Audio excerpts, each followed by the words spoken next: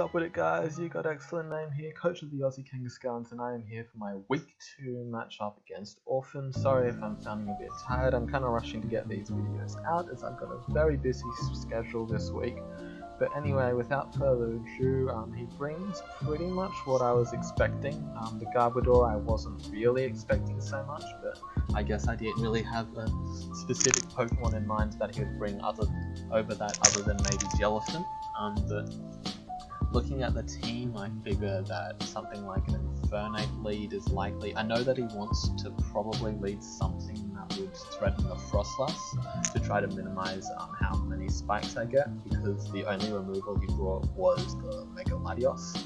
So something like Infernape was likely, or something that would just kind of take the opportunity to set up. So yeah, with that in mind, I just go ahead and lead Nidoqueen. I can take whatever Infernape wants to go for and put a lot of pressure on his team. He goes into Garbodor, an interesting play because obviously Earth Power would have made a lot of sense there, but it is what it is. I take it as an opportunity to get up Toxic Spikes as he sets up an Atomize. Not very smart play by him, gotta say, just because Nidoqueen obviously threatens this a lot, but he is able to go for his C move here to do a pretty good chunk to Hydreigon, and then I just want to not take another Acrobatics, so I go into Mawile, and he for some reason switches out. This basically just gives me a kill. He goes into Garbodor, Aftermath plus Rocky Helmet takes me down pretty far, so I guess that was his Mawile counter. Goes into the Crocodile, I go into Hydreigon as he Rock Slides. Good play. Unfortunately he misses here, which definitely puts him in the back foot. I can roost up at that point and just go for another roost to keep healthy.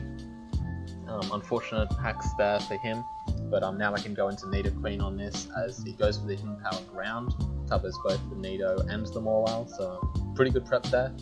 And now he goes into the Crook as I can now once again safely get up my Toxic Spikes, go into the Hydreigon, which I now know will live any hit, and then just U-turn out knowing I forced him out. And now I can get in Gyarados. Gyarados, like I said in the team builder, takes this on quite well. I know he's not in Power Electric, so I can set up a sub here as he goes for a Wish, which just means that I get up my D-Dance as well quite safely. And he Hyper Voices me doing 42%, revealing to be a little bit offensive. This means I cannot set up the second one, so that means I do need to go for my Sky Strike here, but that is fine. I get a guaranteed 2 kills. Puts a lot of pressure on him, especially considering he also needs to burn Scarf User. I go for the Waterfall here, and then he goes into the Mega Latios, which can technically take a bounce, but he does not want to. It does like 80%. He switches out here, obviously not wanting to take that chip, and then I just go for a bounce again as he reveals the Substitute, so quite some nice prep there. I unfortunately missed the bounce, which is I guess justice for the Rock Slide miss. Now he's behind a sub, a lot more threatening, but I can just go into the Frostlass, break the sub guaranteed as he Hidden Powers me, and I disable the Hidden Power, so not really mattering too much, but I guess not wanting to lose a speed tie, he goes into Infernape and reveals to be Choice Scarfed. I did not expect that at all. I'm surprised he U-turned there, but either way I just can Hex him and he switches out back into it. I think he predicted Ice Beam, but Hex killed anyway, so I'm not sure why he went for that, and he then just wins the speed tie, killing off the Frostlass, changing it from a 5-0 to a 4-0, but Zorora can of course just come in and revenge kill it, leading to a pretty competent 4-0 victory for me. GG's to Online Orphan there, you played a good game. A few questionable plays at the beginning in the sacking of Celesteela, but other than that you played fairly well.